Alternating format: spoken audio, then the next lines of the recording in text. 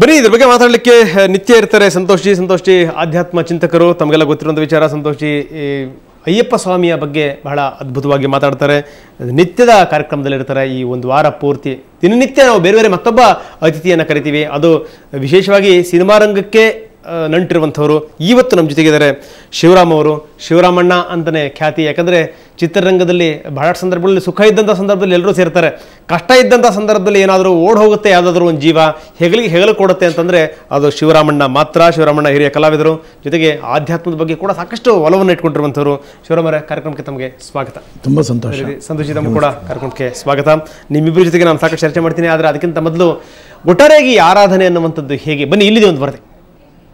ಸ್ವಾಮಿ ಅಯ್ಯಪ್ಪ, ಸ್ವಾಮಿ ಅಯ್ಯಪ್ಪ, ನೀನೇ ಗತಿಯಪ್ಪ, ನನಗೆ ನೀನೇ ಗತಿಯಪ್ಪ. ಅಯ್ಯಪ್ಪ ಅಂದ್ರೆ ಸಾಕು, ಎಲ್ಲರಿಗೂ ನೆನಪಾಗೋದು ಶಬರಿಮಲೆ.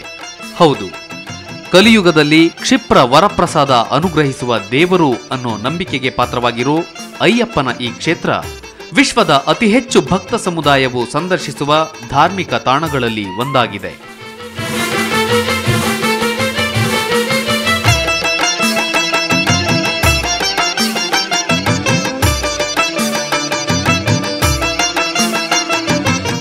ಕೋಟ್ಯಂತರ ಭಕ್ತ ಸಮೂಹವನ್ನ ಹೊಂದಿರೋ ಅಯ್ಯಪ್ಪನಿಗೆ ವಿಶಿಷ್ಟ ಪೌರಾಣಿಕ ಇತಿಹಾಸವಿದೆ. ದೇವತೆಗಳನ್ನ ಜನರನ್ನ ಹಿಂಸಿಸುತ್ತಿದ್ದ ರಾಕ್ಷಸ ಮಹಿಷಾಸುರ ಚಾಮುಂಡೇಶ್ವರಿಯಿಂದ ಸಂಹರಿಸಲ್ಪಡುತ್ತಾನೆ. ಇದರಿಂದ ಕ್ರೋಧಗೊಂಡ ಮಹಿಷಿ ಅಣ್ಣನ ಸಾವಿನ ಸೇಡನ್ನ ತೀರಿಸಿಕೊಳ್ಳಲು ಬ್ರಹ್ಮನನ್ನ ಕುರಿತು ಘೋರ ತಪಸ್ಸು ಮಾಡುತ್ತಾಳೆ. ತನಗೆ ಸಾವು ಬರುವುದಾದರೆ ಅದು ಹರಿಹರ ಸುತನಿಂದಲೇ ಆಗಿರಬೇಕು ಎಂದು ವಿಚಿತ್ರ ವರ ಪಡೆಯುತ್ತಾಳೆ. ಈ ರೀತಿಯ ವಿಚಿತ್ರ ವರ ಪಡೆದು ದೇವತೆಗಳ ಮೇಲೆ ಸೇಡು ತೀರಿಸಿಕೊಳ್ಳುವ ಹವಣಿಕೆಯಲ್ಲಿದ್ದ ಮಹಿಷಿಯನ್ನ ವಿಷ್ಣು ಮತ್ತು ಈಶ್ವರನ ಸಂಯೋಗದೊಂದಿಗೆ ಜನಿಸಿದ ಮಣಿಕಂಠನು ಸಂಹರಿಸುತ್ತಾನೆ. ಈ ಮಣಿಕಂಠನೇ ಸ್ವಾಮಿ ಅಯ್ಯಪ್ಪ ಎಂಬ ನಾಮಾಂಕಿತದೊಂದಿಗೆ ಪೂಜಿಸಲ್ಪಡುತ್ತಿರುವುದು. ಹರಿಹರರ ಸುತನು ನೀನು ಸ್ವಾಮಿ ಮಣಿಕಂಠ, ನೀನಾಗೂ ನಮಗೆಲ್ಲ ಆಪ್ತನಾದ ನಂಟ. ಲೋಕೋದ್ಧಾರಕ್ಕಾಗಿ ಜನಿಸಿದ ಈ ಹರಿಹರ ಸುತನು ಕಲಿಯುಗದ ವರದ ಎಂದೇ ಪ್ರಖ್ಯಾತಿ. ಪ್ರತಿ ವರ್ಷ ಕಾರ್ತಿಕ ಮಾಸದಿಂದ ಮಕರ ಸಂಕ್ರಾಂತಿವರೆಗೆ ಭಕ್ತರ ದಂಡು ಇಲ್ಲಿಗೆ ಹರಿದು ಬರುತ್ತೆ. ಭಕ್ತರು ಕಾಲ್ನಡಿಗೆಯಲ್ಲಿ 18 ಬೆಟ್ಟಗಳನ್ನು ದಾಟಿ ಬಂದು 18 ಮೆಟ್ಟಿಲುಗಳ ಮೇಲೆ ವಿರಾಜಮಾನನಾಗಿರುವ ಅಯ್ಯಪ್ಪನ ದರ್ಶನ ಪಡೆದು ಪುನೀತರಾಗುತ್ತಾರೆ.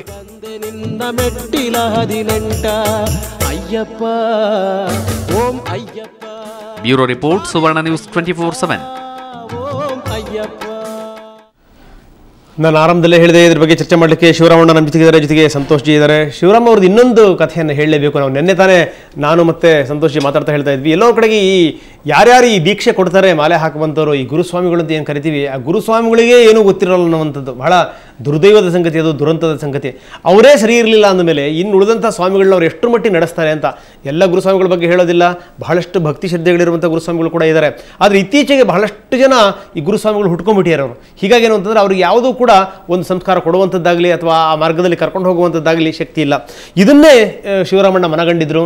ಹಿಂದೆ ನಾನು ಕೇಳ್ಪಟ್ಟು ನಾನು ಶಿವರಾಮಣ್ಣ ತುಮಕೂರಿನಲ್ಲಿ ಎಲ್ಲ ಈ ಗುರುಸ್ವಾಮಿಗಳನ್ನ ಸೇರಿಸಿ ಅವ್ರಿಗೊಂದಿಷ್ಟು ಸಂಸ್ಕಾರ ನೀಡುವಂಥ ಒಂದು ಪ್ರಯತ್ನ ಮಾಡಿದರು. ನಿಮಗೆ ಯಾವ್ಯಾವ ಅರ್ಹತೆಗಳಿರಬೇಕು, ಜೊತೆಗೆ ಹೇಗೆ ಮುನ್ನಡೆಸಬೇಕು ಒಂದು ತಂಡವನ್ನು ಅನ್ನೋದನ್ನು ಶಿವರಾಮಣ್ಣ ಹೇಳ್ಕೊಟ್ಟಿದ್ರು. ಬನ್ನಿ, ನಮ್ಮ ಜೊತೆಗಿದ್ದಾರೆ ಇವತ್ತು ಶಿವರಾಮಣ್ಣರೇ. ಕಾರ್ಯಕ್ರಮದ ಬಗ್ಗೆ ತಮಗೆ ಗೊತ್ತಾಗಿದೆ ಅಂತ ನಾನು ಭಾವಿಸ್ತೀನಿ. ಒಂದು ವಾರ ಪೂರ್ತಿ ನಡೆಯುವಂಥ ಒಂದು ಕಾರ್ಯಕ್ರಮ ಇದು. ಅಯ್ಯಪ್ಪನ ಬಗ್ಗೆ ಒಂದಿಷ್ಟು ಅರಿವು, ಒಂದಿಷ್ಟು ಜಾಗೃತಿ, ಜೊತೆಗೆ ಈ ಪೂಜೆ ಪುನಸ್ಕಾರಗಳು ಅನ್ನುವಂಥದ್ದು ಈ ಮೌಢ್ಯಗಳಲ್ಲ, ಇದೊಂದು ಸಂಸ್ಕಾರದ ಪ್ರತೀಕ. ಆ ಮಾರ್ಗದಲ್ಲೇ ಕೊಂಡೊಯ್ಯಬೇಕು ಅನ್ನುವಂಥ ಒಂದು ದೃಷ್ಟಿಕೋನ. ಏನಂತೀರಿ ಸರ್? ತುಂಬ ಸಂತೋಷ. ಸುವರ್ಣ ಒಂದು ಚಾನಲ್ನಲ್ಲಿ ಈ ಥರ ಒಂದು ಕಾರ್ಯಕ್ರಮ ಇಟ್ಕೊಂಡಿದ್ದಾರೆ. ಅದು ಸಕಾಲಕ್ಕೆ ಇದು ಒದಗಿ ಬಂದಿರೋದು ತುಂಬ ವಿಶೇಷ ಅಂತ ನಾನು ಅಂದ್ಕೊಳ್ತೀನಿ. ತಾವು ಹೇಳಿದಾಗೇ ಗುರುಸ್ವಾಮಿ ಅಂತ ಹೇಳಿದ್ರೆ ಒಬ್ಬ ಮಾರ್ಗದರ್ಶಕ ಅಂತ ಹೇಳ್ಬಿಟ್ಟು ಅವನು. ಆ ಮಾರ್ಗದರ್ಶಕ ಸರಿಯಾಗಿರಬೇಕು. ಸರಿಯಾಗಿಲ್ಲದೆ ಇದ್ದರೆ ಇನ್ನು ಶಿಷ್ಯವೃಂದ ಸರಿಯಾಗಿರಲ್ಲ. ಕೆಲವರು ಪೈಪೋಟಿ ಏನಿದೆ ಅಂತೇಳಿದ್ರೆ, ನಾನು 3 ವರ್ಷ ಹೋಗಿ ಬಂದೆ, ನಾನು ಸೀನಿಯರು, ನಾನು 6 ವರ್ಷ ಹೋಗಿ ಬಂದೆ, ನಾನು ಗುರುಸ್ವಾಮಿ, 18 ವರ್ಷ 18 ಮೆಟ್ಲಿರುತ್ತೆ, ಅದು ಕಳೆಯೋದು ಒಂದು ಮಂಡಲ ಕಳೆದಾಗೆ ಅಂತ ಹೀಗೆಲ್ಲ ಭಾವನೆ ಅಂದ್ಕೊಳ್ತಾರೆ. ಅದೆಲ್ಲದಕ್ಕಿಂತನೂ ಒಂದೊಂದು ಸರ್ತಿ ಒಂದೊಂದು ವರ್ಷ ಆಗಲಿ ಒಂದೊಂದು ಹಂತಕ್ಕೂ ಕೂಡ ತಾನು ಜ್ಞಾನವನ್ನು ಸಂಪಾದನೆ ಮಾಡ್ಕೋಬೇಕು. ಇನ್ನೊಬ್ಬರಿಗೆ ಹೇಳಬೇಕಾದ್ರೆ ತಾನು ಸನ್ನದ್ಧನಾಗಿರಬೇಕು. ಏನದು ಶಬರಿಮಲೆ, ಏನು, ಯಾಕೆ ವ್ರತ ಆಚರಣೆ ಮಾಡಬೇಕು, ಆ ಮಣಿಕಂಠ ಮಾಲೆ ಯಾಕೆ ಹಾಕ್ಕೋಬೇಕು, ಇರುಮುಡಿ ಯಾಕೆ ಇಟ್ಕೋಬೇಕು, ಬಟ್ಟೆ ಯಾಕೆ ಹಾಕ್ಕೋಬೇಕು, ಸಮವಸ್ತ್ರ ಅದು ಕಾವಿ ಆಗಿರಬಹುದು, ಕಪ್ಪಾಗಿರಬಹುದು, ನೀಲಿ ಆಗಿರಬಹುದು, ಯಾಕೆ ಹಾಕ್ಕೋತಾರೆ, 41 ದಿವಸವೇ ಯಾಕೆ ಬೇಕು, 41 ಅಂತಾರೆ, ಈ ಕಡೆ 48 ಅಂತೀವಿ, ಒಂದು ಪರಿಪಕ್ವತೆ ಆಗಬೇಕು, ಅದಕ್ಕೋಸ್ಕರ ಆ ಥರದ್ದೆಲ್ಲ ಆಗುತ್ತೆ ಅಂತ. ಇದು ಎಲ್ಲವೂ ಅರಿತುಕೋಬೇಕು. ಆ ಮಾರ್ಗದರ್ಶನ ಕೊಡುವಂಥ ಒಬ್ಬ ವ್ಯಕ್ತಿ ಇದಿಷ್ಟು ತಿಳ್ಕೊಳ್ಳೋದೇ. ಇವಾಗ ಇರುಮುಡಿ ಅಂತ ಹೇಳಿದೆ. ಇರುಮುಡಿ ಅಂದರೆ ಅದು ತಮಿಳು ಪದ ಆದರೂ ಕೂಡ 2 ಗಂಟು ಅಂತ. ಹೋಗೋವಾಗ ಇರುಮುಡಿ, ಬರೋವಾಗ ಒರುಮುಡಿ ಅಂತ ನಮ್ಮ ಗುರುಗಳು ಹೇಳ್ಕೊಟ್ಟಿರೋದು. ಯಾಕೆಂದರೆ ಬರೋಷ್ಟೊತ್ತಿಗೆ ಒಂದು ಪ್ರಸಾದ ಮಾತ್ರ ತೊಗೊಂಬರ್ತೀವಿ, ಹೋಗೋವಾಗ ಇರುಮುಡಿ ಅದು ಮುಂದ್ಗಡೆದು ಭಗವಂತನಿಗೆ, ಹಿಂದ್ಗಡೆ ನಮಗೆ ಅಂತ ಆ ಇರುಮುಡಿನಲ್ಲಿರೋದು. ಅಂದರೆ ಮೊದಲೆಲ್ಲ ಏನಂತ ಹೇಳಿದ್ರೆ ಯಾವ್ಯಾವ ಸ್ಥಳ ಇದ್ದರೆ ಅಲ್ಲಿಂದ ನಡ್ಕೊಂಡು ಹೋಗ್ತಾಯಿದ್ರು. ನಡ್ಕೊಂಡು ಹೋಗೋವಾಗ ದಾರಿನಲ್ಲಿ ಅವರು ಹಿಂದ್ಗಡೆ ಇರೋ ಮೋಡಿನ ಮಾತ್ರ ಬಿಚ್ಚಿ ಅದರೊಳಗೆ ಅವಲಕ್ಕಿನೋ ಅಕ್ಕಿನೋ ಹಾಕಿ ಬೇಯಿಸ್ಕೊಂಡು ಸರಳ ಜೀವನವನ್ನು, ಅದು ಯಾಕೆಂದರೆ ಇದ್ದಿದ್ದೇ ಇರೋದೇ ಅದು ಕೇರಳದವಳು ನಿಜವಾಗ್ಲೂ ಕೂಡ ಬಹಳ ಸರಳ ಜೀವಿಗಳು. ಅವರು ಬರೀ ಗಂಜಿ ಇದರೊಳಗೇನೆ ತೃಪ್ತರಾಗಿ ಹೋಗುವಂಥವ್ರು. ಹಾಗೆ ಇದು ಆ ಹಿಂದಿಂದೆಲ್ಲ ಶಬರಿಮಲೆ ಮುಟ್ಟೋ ಅಷ್ಟೊತ್ತಿಗೆ ಆ ಹಿಂದಿಂದೆಲ್ಲ ಕರಗೋಗ್ಬಿಡುತ್ತೆ, ಮುಂದಿಂದು ಭಗವಂತನಿಗೆ ಸೇರಿಸೋದು ಅಷ್ಟು ಮಾತ್ರ ಉಳಿದಿರುತ್ತೆ ಅಂತ. ಅದು ವಿಶೇಷ ತುಂಬ ಇದೆ. ಆ ಇರುಮುಡಿಲಿರುವಂಥ ಸುಮಾರು ಒಂದು 23 ಐಟಮ್ಸ್ ಇರುತ್ತೆ ಅದರೊಳಗೆ ಮುಖ್ಯ ಅಂತ ಹೇಳಿದ್ರೆ ತುಪ್ಪ ನಾವು ತಗೊಂಡೋಗೋದೆ ಆ ತೆಂಗಿನಕಾಯಿನ ಒಂದು ಕಣ್ಣನ್ನು ತೆಗೆದು ಅದರೊಳಗಡೆ ತುಪ್ಪವನ್ನು ಸುರಿದು ಕಾರ್ಕ್ ಹಾಕಿ ಮುಚ್ಚಿ ತಗೊಂಡು ಹೋಗಿ ಆ ಭಗವಂತನಿಗೆ ಅಭಿಷೇಕ ಮಾಡುವಾಗಲೇ ಅದನ್ನು ತೆಗೆಯುವಂಥದ್ದು. ಈ ಥರದ್ದು ಬೇಕಾದಷ್ಟು ವಿಷಯಗಳಿದೆ. ಅದನ್ನೆಲ್ಲ ಅರಿತು ಆ ಮಾಲೆ ಹಾಕ್ಕೊಳ್ಳೋವಂಥ ಸಮಯ, ಅದು ಒಳ್ಳೆ ಗಳಿಗೆನೆಲ್ಲ ಅದನ್ನು ಮಾಲೆ ಹಾಕ್ಕೋಬೇಕು. ಅಲ್ಲಿಂದ ಆ 41 ದಿವಸ ಒಂದು ಸನ್ಯಾಸಿ ಜೀವನದ ಪರಿಚಯ ಆಗುತ್ತೆ. ನಿಜ ನಿಜ ನಿಜ ನಿಜ ನಿಜ ನಿಜ. ಅದು ಸನ್ಯಾಸಿ ಆಗಬೇಕು ಅಂತಲ್ಲ, ಹಂತಗಳು ಗೊತ್ತೇ ಇದೆ ನಿಮಗೆ. ಬ್ರಹ್ಮಚರ್ಯ, ಗೃಹಸ್ಥಾಶ್ರಮ, ವಾನಪ್ರಸ್ಥಾಶ್ರಮ, ಸನ್ಯಾಸಿ ಜೀವನ ಅಂತ. ಸನ್ಯಾಸಿಗಳು ಎಲ್ಲರೂ ಸನ್ಯಾಸಿಗಳು ಆಗಬೇಕು ಅನ್ನೋದೇನು ದೂಡೋ ಅಂಥ ವಿಷಯ ಏನಲ್ಲ, ಆದರೆ ಅದರ ಪರಿಚಯ ಆಗಬೇಕಾಗತ್ತೆ. ಈ 41 ದಿವಸದಲ್ಲಿ ಎಲ್ಲೆಲ್ಲೋ ಕ್ಷೇತ್ರದಲ್ಲಿ ಬಿಡೋಕ್ಕಾಗದಿರುವಂಥ ಒಂದು ಕೆಟ್ಟ ಹವ್ಯಾಸಗಳು ಅವ್ರು ಅಂಟ್ಕೊಂಡಿರ್ತಾರಲ್ಲ, ಅದನ್ನು ಇಲ್ಲಿ ಬಿಟ್ಟಿರೋದು, ಇಲ್ಲಿ ಅವರು ಮುಂದೆ ವರೆಸ್ತಾ ಇರೋದು, ಇದು ನಡ್ಕೊಂಡು ಬಂದಿರೋದು ನಮ್ಮ ಗೋಚರ. ಶಿವರಮಣರೇ ಭಾಳ ಅದ್ಭುತವಾಗಿ ಹೇಳಿದ್ರಿ. ಮತ್ತಷ್ಟು ನಿಮ್ಮ ಜೊತೆ ಮಾತಾಡ್ತೀನಿ. ಸಂತೋಷಿ, ತಾವೇನು ಹೇಳ್ತೀರಿ? ಗುರುಸ್ವಾಮಿ ಅವ್ರು ಹೇಳಿದ ಹಾಗೆ ಒಂದು ಹಂತಕ್ಕೆ ನಾವು ಈ ಅಯ್ಯಪ್ಪನ ಮಾಲೆಧಾರಣೆ ಅಂತ ತಗೊಂಡಾಗ, ಈಗ ನಮ್ಮಲ್ಲಿ ಸರ್ಜರಿ ಮಾಡ್ಬೇಕಾದ್ರೆ, ಆಪ್ರೇಷನ್ ಮಾಡಬೇಕಾದ್ರೆ pre operative procedure and post operative procedure ಅಂತ. ಅದರೊಳಗೆ ಪ್ರೀ ಆಪರೇಟಿವ್ನಲ್ಲಿ ಹೇಗಿದೆ ಅಂತಂದರೆ ತಾನು ಏನಕ್ಕೆ ಮಾಡ್ತಾ ಇದ್ದೀನಿ, ಯಾಕೆ ಅದನ್ನು ಅಗತ್ಯ ಇದೆಯಾ ಅಂತ ನಾವು ತಗೊಳ್ತೀವಿ. ಅದೇ ರೀತಿಯಾಗಿ ಒಬ್ಬ ಮಾಲೆ ಹಾಕುವವನು ನಾನು ಯಾತಕ್ಕಾಗಿ ಅಯ್ಯಪ್ಪನ ಮಾಲೆ ಹಾಕ್ತಾ ಇದ್ದೀನಿ, ಯಾಕಾಗಿ ನಾನು ಅಯ್ಯಪ್ಪನ ಭಕ್ತಿಯನ್ನು ಅಯ್ಯಪ್ಪನನ್ನು ಸ್ವೀಕಾರ ಮಾಡ್ತಿದ್ದೀನಿ ಅನ್ನೋದು ಪ್ರಜ್ಞೆ ಇರಬೇಕು. ಕೇವಲ ಯಾರೋ ಹಾಕ್ತಾರೆ, ಪಕ್ಕದ ಮನೆಯವ್ರು ಹೋಗ್ತಾರೆ, ನೆಕ್ಸ್ಟ್ ಇಯರ್ ನಾನು ಹೋಗಬೇಕು ಅನ್ನೋದಕ್ಕೆ ಹೋಗೋದಲ್ಲ, ಅಥವಾ ನಾನೇನೋ ಕುಡ್ತಾ ಬಿಡಬೇಕು ಅನ್ನೋ ಒಂದು ಕಾರಣಕ್ಕೋಸ್ಕರವೇ ಮಾಲೆ ಹಾಕ್ಬಿಡೋದಲ್ಲ. ಇವತ್ತಿನ ದಿವಸ ಇನ್ನೂ ಏನು ಬಂದುಬಿಟ್ಟಿದೆ ಅಂತಂದರೆ, ಏನಾದರೂ FIR ದಾಖಲಾಗಿದ್ದರೆ ಅವ್ರ ಮೇಲೆ, ಅಥವಾ ಇನ್ನೇನಾದ್ರು ಪೊಲೀಸ್ನವ್ರು ಹುಡುಕ್ತಾ ಇದ್ದಾರೆ ಅಂತಂದರೆ ಅವ್ರು ಮಾಲೆ ಹಾಕ್ಕೊಂಬಿಡೋದು, ಇನ್ನು ಅವ್ರನ್ನ ಏನು ಹಿಡಿಯೋದಿಲ್ಲ ಅಂಥೇಳಿ. ಮತ್ತು ಇನ್ನೊಂದು ಏನಪ್ಪ ಅಂತಂದರೆ, ಇದೊಂದು ಸೀಸನ್ ಆಗಿರೋದ್ರಿಂದ ಭಿಕ್ಷೆ ಬೇಡೋದಕ್ಕೂ ಕೆಲವರೊಂದಿಷ್ಟು ಜನ ಮಾಲೆ ಹಾಕ್ತಕ್ಕಂಥದ್ದು.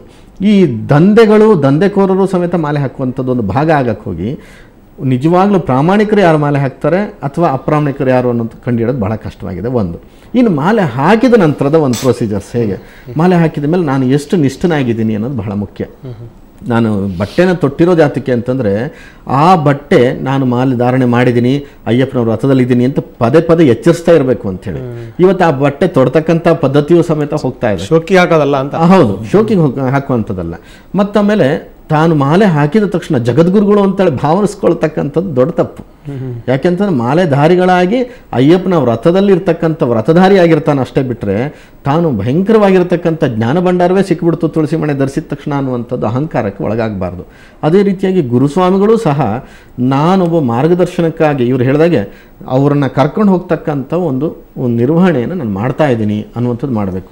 ಬಹಳಷ್ಟು ನಿಷ್ಠಾವಂತ ಗುರುಸ್ವಾಮಿಗಳು ಇವತ್ತಿಗೆ ಏನು ಮಾಡ್ತಿದ್ದಾರೆ ಅಂತಂದರೆ, ಅವರ ಹತ್ತಿರದ ಒಂದು 3-4 ಜನ ಕರ್ಕೊಂಡು ಹೋಗಿ ತೃಪ್ತಿನಲ್ಲಿ ಒಂದು ಜೀವನ ಕಳೀತಕ್ಕಂಥ ಪರಿಸ್ಥಿತಿ ಇವತ್ತು ಬಂದಿದೆ. ಬಹಳಷ್ಟು ಜನ ನಾನು ನೋಡ್ತಾ ಇದ್ದೀನಿ. ಶಿವಮೊಗ್ಗದಲ್ಲೇ ನಮ್ಮ ಅಣ್ಣನಗರ ಅಂತ ಇದೆ, ಅಲ್ಲೊಬ್ಬ ಇವತ್ತಿಗೂ ಒಬ್ಬರು ಗುರುಸ್ವಾಮಿಗಳಿದ್ದಾರೆ. ಅವರೇನೋ ಕೂಲಿ ಕಾರ್ಮಿಕರಿಗೆಲ್ಲರಿಗೂ ಸಮೇತ ಮಾಲೆ ಹಾಕಿಸ್ಕೊಂಡು ಕರ್ಕೊಂಡು ಹೋಗ್ತಾರೆ. ಹೇಗಂತಂದರೆ, ಇಷ್ಟು ದುಡ್ಡು ಖರ್ಚಾಗುತ್ತೆ ಅಂತೇಳಿ ಕೊಟ್ಬಿಡೋದು, 5,000 ರೂಪಾಯಿನೋ 10,000 ರೂಪಾಯಿನೋ.